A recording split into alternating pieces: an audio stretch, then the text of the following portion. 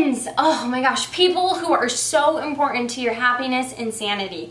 That is what we are talking about today.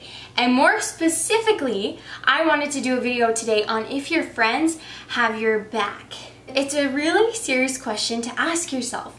It's a hard question to ask yourself, but it's vital if you want to live a life full of success because of the people you have surrounding you.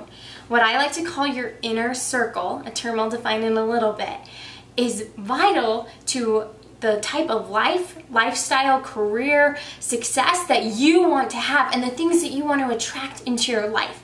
So I want to talk about 2 ways that you can always know if your friends have your back and how you can be strategic about the people you are spending your life with.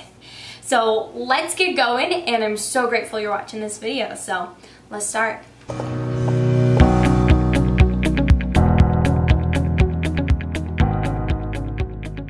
The first thing you need to do when wondering if somebody has your back and who your friends are and who truly loves you, admires you, wants you to be super successful, and just wants you to soar in every way is to define your inner circle.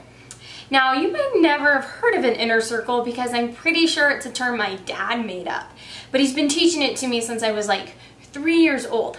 And what this is if you drew like a circle inside of a circle, inside of a circle, you can have as many circles as you want, but that inner circle, the number one circle that is closest to you, if you were like the center pinpoint, is called your inner circle. And these are people that you allow to influence you, people that you spend the majority of your time with or care a great deal about what they think about you, what they perceive you as, and you almost model yourself after them. And most of this is subconscious, and that's why you have to be so strategic about who's in that circle. So my first step for you today on really getting your life in order when it comes to your social game and the relationships of your life, sometimes the number one thing that makes life worth living, is to draw out your inner circle. And I mean literally. Draw all these circles going in on each other and put people in your life in order. Now, people might change in and out of your circle. I love to think of my husband Josh.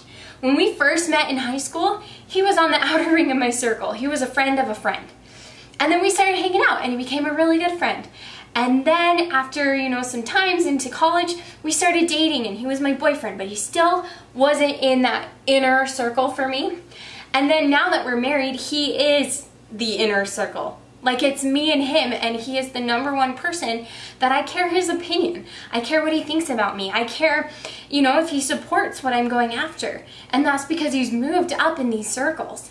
So think about that too. Think about the people in your life, maybe where they've been in the past, where they are now, and draw out that circle. The second key step to making sure that, your friends have your back, you've got the right relationships in your life, is to be so strategic about this circle. Like I mentioned in my example with my husband, people can move in and out of this circle, but you need to be so strategic about your inner circle that it's like an iron gate. Only those who you let in are allowed in. One of the perfect examples I love to share when I go lecture across the United States is about one of my coworkers. We were in the car, we were driving to a marketing event in Salt Lake City, Utah, and she proceeded to open up about her life, and she told me she'd been homeless for a point in her life. And I looked at her and I was so shocked. I understand people can be homeless for many reasons, but this girl had a nice job. She seemed like just like a straight-laced, regular human being. I thought, why? And I asked her. And she said that what had happened is she was living with her mother, they had an apartment, and they met these strangers on the street. And they invited them to come live with them. They talked to them, realized they were just down on their luck, they were amazing people and needed somewhere to stay. And so they invited them to come live with them. Now that was step number one that they did wrong because they weren't strategic about who they invited into their life. Now I get we all need to be good Samaritans. We need to be nice to everybody that we meet. And as a Christian, I always look to help other people. But to invite strangers off the street to come live with you is not being strategic about the people you bring into your life. And what happened to her is that these people, they always said, oh yeah, we'll get a job, we'll help you pay for rent, we're just getting on our feet. Okay, they never got a job. They ate all their food. They trashed their apartment. They got them kicked out of their apartment because they were spending so much money on like food and utilities that they couldn't pay the bills. So all of them got kicked out of the apartment. My coworker, her mom, the strangers they found off the street, before long they were all homeless. Now the people who are already on the street didn't care. They just went and moved on to a new friend, knew somebody who could take them in.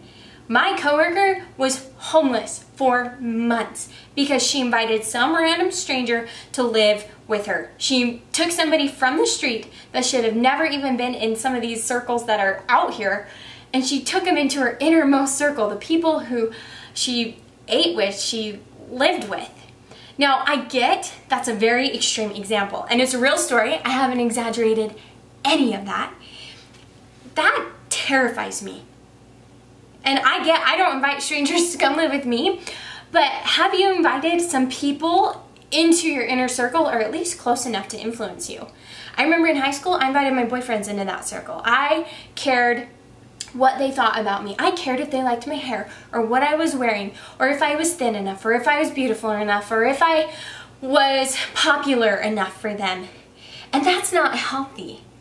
There were some other girls that I really idolized. I thought they were beautiful and popular and wonderful. And technically, if you had asked me, I would have said, no, they're not in my inner circle. I don't care about them. That's not true, because I let them into my mind. I let them control what I thought, or if, oh, you know, I don't know, so-and-so would like this outfit, or if they'd wear an outfit like this. That's letting people into your inner circle of influence. So I get that's a lot of information I've thrown at you, but if you can remember those two things of like defining an inner circle, who's in that, who's not, where would you like people to be? And then the second thing is being strategic, guarding that inner circle with a vengeance. You won't ever have to worry that relationships will deter your success, will make you homeless on the streets. You can really protect who you are and your identity if you do this. And you'll always know who has your back, because you just have to look at that inner circle. So I hope this video has been really helpful for you. This is something I feel so passionately about. I go to high schools and I lecture for hours on this topic alone, so I've condensed it into this little video for you. But please leave some comments below, give this a nice thumbs up, and you know, share your experiences about maybe your inner circle, or tag somebody and share this video with somebody who is in your inner circle. I'd love to have you guys all watching this video and sharing around the love.